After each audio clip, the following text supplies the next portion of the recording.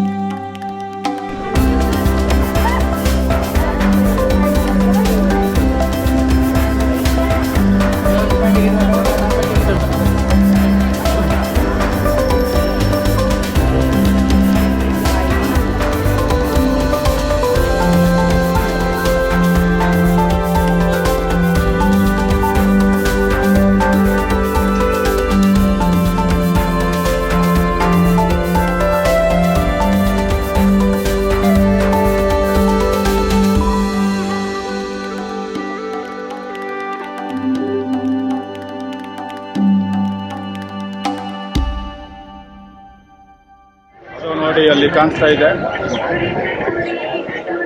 ಅದು ನೋಡಿ ಅಲ್ಲಿ ಕಾಣಿಸ್ತಾ ಇದೆ ಚಾಮುಂಡೇಶ್ವರಿ ದೇವಿಯ ದೇವಸ್ಥಾನ.